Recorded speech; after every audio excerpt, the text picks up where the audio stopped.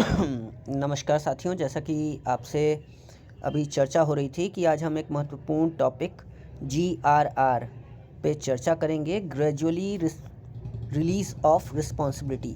ठीक है, एक तरीके से इसको हिंदी में अगर कहा जाए तो जिम्मेदारियों का क्रमिक हस्तांतरण।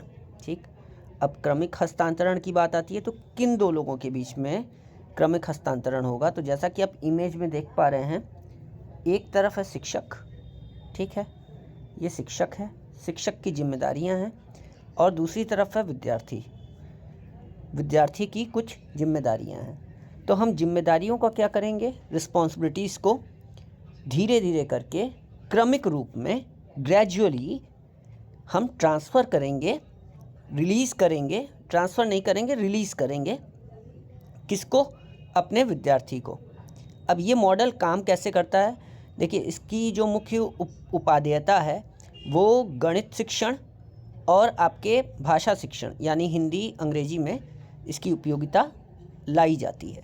ठीक है, जैसा कि अगर आप लोगों में से कुछ लोगों ने FLN ट्रेनिंग भी की होगी तो वहाँ पर भी इस बारे में चर्चा की गई होगी कि किस तरीके से हम चार खंडीय मॉडल की बात की जाती है। तो चार खंडीय मॉडल पर भी हम एक विस्तारपूर्वक एक चर्चा करेंगे अपने नेक्स्ट वीडियो में। उससे पहले लगा कि नहीं, ये एक इम्पॉर्टेंट टॉपिक है तो इस पर आपसे चर्चा कर लेते हैं। ठीक है, तो हम चर्चा कर रहे हैं GRR पर। अब इस मॉडल के अंतर्गत क्या करता है शिक्षक मॉडल व रणनीति की व्याख्या करता है। ठीक है, मतलब इसमें शिक्षक जो है, जो कंटेंट या विषय वस्तु है, उस पर पूर्ण रूप से अधिकार जो होगा इसके शुरुआती चरण में किसके पास होगा? वो शिक्षक के पास होगा। इसे हम कह सकते हैं मैं करता हूँ। इट मीन्स आई डू, मतलब केवल शिक्षक की भूमिका होगी शुरुआत में इस पूरे प्रोसेस में, GRR में।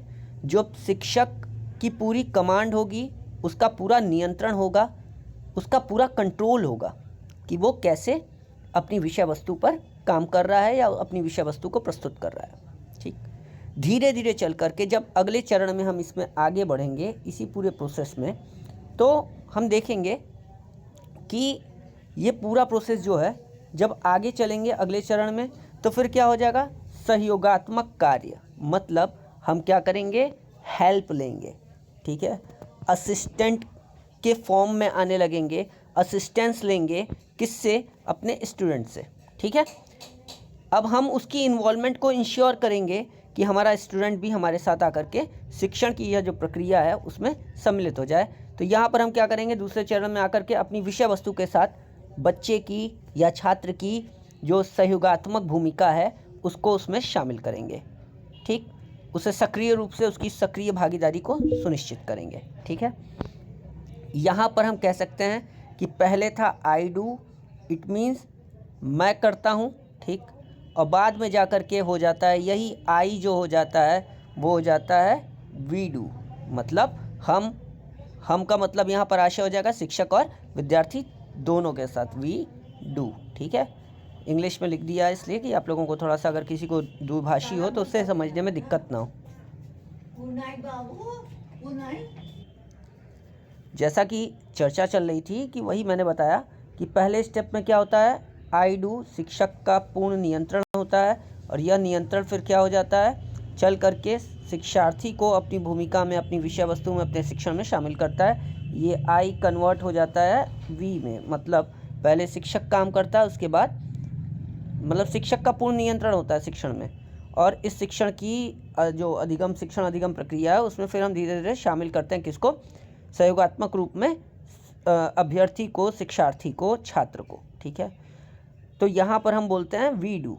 ठीक, इसके बाद आता है जब हम वी डू में एक शिक्षक स्वयं को सहयोगी की भूमिका में फैसिलिटेटर के फॉर्म में ले आता है और धीरे धीरे मार्गदर्शन करता है। केवल सहयोगात्मक भूमिका के रूप में शिक्षक अपनी भूमिका का निर्वहन करता है।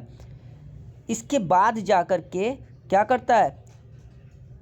ऑब्जर्व, प्रैक्टिस करवाता है। ठीक है, ये देखिए मार्गदर्शित अभ्यास, ये थोड़ा सा आगे चल करके है आपके सहयोगात्मक कार्य के अंतर्गत। ठीक है, सहयोगात्मक कार्य होता है, उसके बाद इसी सहयोगात्मक कार्य की अगली कड़ी में शिक्षक केवल ऑब्जर्व करता है और अभ्यर्थी को पर्याप्त अवसर उपलब्ध करवाता है कि वो सिखाए गए कंटेंट को या सिखाई हुई विषय वस्तु पर अभ्यास करे, उसके मार्गदर्शन में आप करें।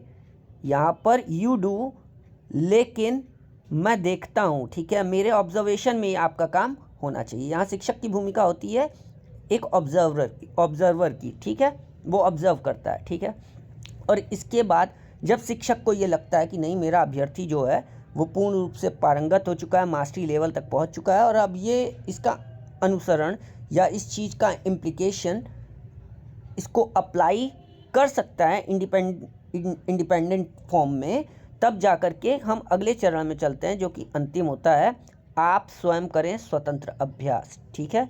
यू डू इंडिपेंडेंटली, ठीक है। यहाँ पर एक ऑटोनॉमस कह सकते हैं, ऑटोनॉमस नहीं, यहाँ पर मास्टरी लेवल जो है वो डेवलप हो जाता है अभ्यर्थी में, छात्र में, और वो धीरे धीरे क्या करता है, जो शिक्षक की जो भूमिका थी पूर्ण रूप से, वो धीरे धीरे शिक्षार्थी या विद्यार्थी पे हस्तांतरित हो जाती है और विषय वस्तु का हस्तांतरण सुनिश्चित हो जाता है। अब हम आपसे यही बताना चाहेंगे कि जैसा कि वीडियो आपके लिए बनाई जा रही है, हम सीमित संसाधनों में काम कर रहे हैं। अगर आपको लगता है कि नहीं, ये वीडियो आपके लिए उपयोगी है, आपके साथियों के लिए उपयोगी हो सकती है, GRR पर जो आधारित ये वीडियो बनाई गई है, तो आप अपने साथियों के साथ इसे साझा कर सकते हैं। आप भी सब्सक्राइब कर सकते हैं, अगर आपने सब्सक्राइब नहीं किया है, लाइक कर सकते हैं, शेयर कर सकते हैं, ताकि ज़्यादा से ज़्यादा लोग बेनिफिटेड हों इस कंटेंट से, जिसके पीछे इतनी मेहनत की जा रही है। और एक चीज़ मैं आपको स्पष्ट करना चाहूँगा कि हमने किसी भी तरीके का कोई पेड ग्रुप नहीं बनाया है, हमारी सारी सेवाएं जो हैं वो निःशुल्क हैं। तो इसलिए कोई आपसे मतलब आप कहाँ पर पेड कर रहे हो या आपने किसी पेड ग्रुप को ज्वाइन किया, तो वो हमसे संबंधित नहीं है।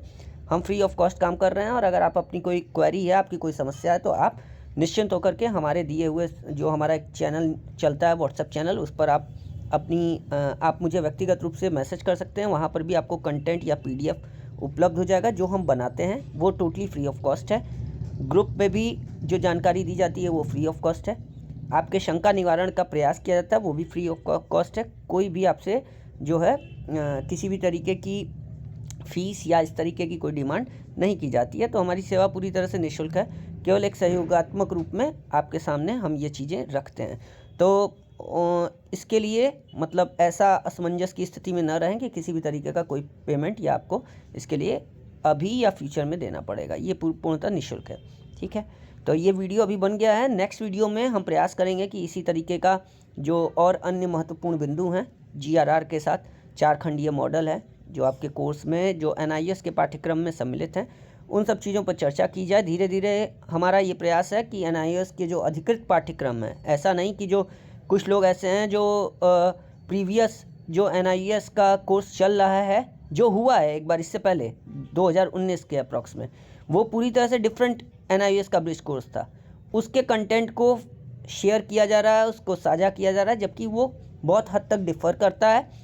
और 4 खंडीय मॉडल है और GRR है, इसके साथ साथ IKS है, NCF school, SE school education, ये सारी चीज़ें, इन सब पे ये नवीन अवधारणाएं हैं, कुछ नई चीज़ें हैं जो एजुकेशन के फील्ड में ऐड हुई हैं। तो इन पे विस्तारपूर्वक चर्चा करने के लिए हमें और आपको दोनों को मेहनत करनी चाहिए, ताकि हमारा जो प्रदर्शन है वो अच्छा हो ब्रिज कोर्स में, और सभी साथी एक अच्छा स्कोर कर सकें, और बिना किसी तकलीफ़ के, बिना किसी लेकिन किंतु परंतु के, उनका कोर्स जो है जो उनका उद्देश्य है, इष्टतम लक्ष्य जो है, ठीक है, वो उसे प्राप्त कर सकें। बस इसी के साथ जो है हम इसे आपके समक्ष रख रहे हैं, और ज़्यादा समय न लेते हुए जय हिंद और धन्यवाद। आपने हमारा जो वीडियो है उसको वॉच किया, थैंक यू।